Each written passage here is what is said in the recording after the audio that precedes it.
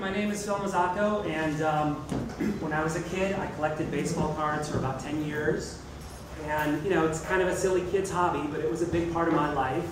And when I thought about it, I actually learned a lot of important life lessons from this hobby. So this is a little walk down memory lane. When I was about 6 years old, that's me over there on the right, my dad started bringing me home packs of baseball cards. And I didn't know anything about baseball. I didn't really care about baseball, but you know, my dad is thinking about me. He's bringing me presents, so that's cool. And that kind of got me started. And for a couple of years, I wasn't really a collector. These were like toys. A lot of them ended up looking like this. I didn't take very good care of them.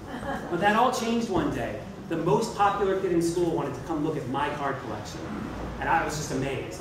So he comes over, rifles through my cards, picks out a few that he's interested in. One in particular is a 1984 Don Mattingly, a guy I had not heard of. And he says, hey, I'll give you this Reggie Jackson. I still have that card. And I've heard of that guy, sure, I'll do it. And I'm happy he leaves, it's great. But he comes back the next day and he says, my mom told me I need to give you a couple more cards for the Mattingly. And he doesn't tell me why. So I went to the library and I priced these things. $1.50. The Mattingly, $90. So he got me. And the lesson was easy. Knowledge is power. He had it. I had none of it. And so he used that. He took advantage of me. But this was an important event because this lit a spark under me. I became obsessed with learning everything that I possibly could about these cards. I got Beckett Baseball Card Monthly price guide. I memorized it every month for years. I flipped over my cards, started learning about these players, learned about the game, the history of the game, and it was exhilarating. It was so fun. It became a passion. I learned that there were some cards that were exceedingly valuable and rare. Gerald Strawberry. My stomach hurt when I was a kid over these cards. I knew I'd never have them. They were too expensive. I could only dream about them.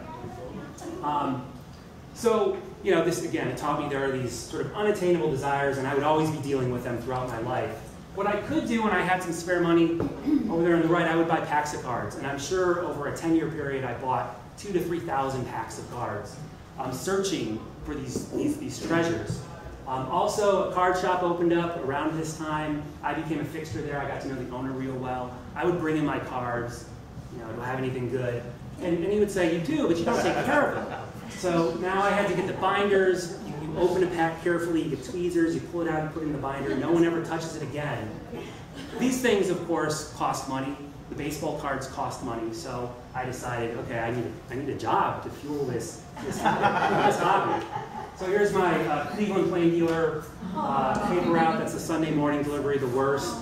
And I basically always had a job as a kid, like an actual job, because I wanted these baseball cards. So that was a good lesson. If you want something, you got to work for it. And what I would do, again, I would buy these packs. And the dream was, one day you'd open up a pack and you'd get a card like this. I did this. $1.50 for a pack of 1989 Upper Deck cards. And I pulled out Ken Griffey, a $90 card. Ironic. That was one of my finest days. It's still, maybe that was my finest day of all time. I have it right. But normally, you'd pull Jose Uribe's out, the worst player of all time. And I swear, for 5 years, he was in every pack of cards that I bought. I had hundreds of these. I used to burn them in my room, which is a whole other talk. So, you know, baseball cards taught me this too, that miracles, you know, don't often happen. I didn't care, I was hooked. And it wasn't just sports cards. Anything printed on cardboard, I wanted it. Garbage Pail Kids, I had thousands of those. I had ALF cards. It doesn't make sense now, but I guess it made sense back then. I had ALF cards. So, again, I was just obsessed. But it wasn't just about, you know, obtaining these cards. There was a social aspect as well. All my friends had cards. I traded cards with them. Usually this went smoothly, not always. On one particular occasion, I had a friend and we concocted this trade. It was my 1965 Roger Maris, good card, for a 1985 Fleer Eric Davis. And, you know, at the time, I thought, you know, Eric Davis, he's one of these rookies. I need to have this guy, a very desirable guy. My dad had given me this. I thought, he's not going to care. I went home, I told my dad, his feelings were clearly hurt. And he said, hey, take a look at that card that you got. There's a crease in it. I was like, Oh my God. So I stomped back to my friend's house and I said, we're undoing this trade. You tricked me.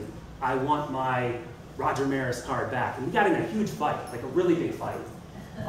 So, you know, this taught me these cards are not that important. I hurt my dad's feelings. I got in a fight with my best friend. That came back again. And I've said to my kids hundreds of times, people are more important than things. That's where I learned that. This same friend, on sort of a more somber note, a couple years later, he gave me his entire card collection. He just up and gave it to me. He said, I just want you to have these, take care of them. I took them home to my mom. Like, look at this, I got thousands of dollars worth of cards. She said, no, that's not what that means. Go back and talk to him right now. And that was one of those moments where the world gets a little bit bigger. As I got into high school, I became less interested in cards and more interested in other things. Girl up here. I needed to take her to prom. I didn't have money for a suit, so I sold my cards and I got that nifty suit right there. And that's a trait I stand by, because I actually got a wife out of that. A few years later in my 20s, I'm thinking, you know, I'm not a kid anymore. I'm going to sell off all my cards. I'm going to make thousands of dollars. I got a table at a card convention. And I just sold these 2 cards, $300 book value. Guy gave me 30 bucks for them. He made me feel, he's like, you don't know about, the condition's not perfect. This isn't the way this works.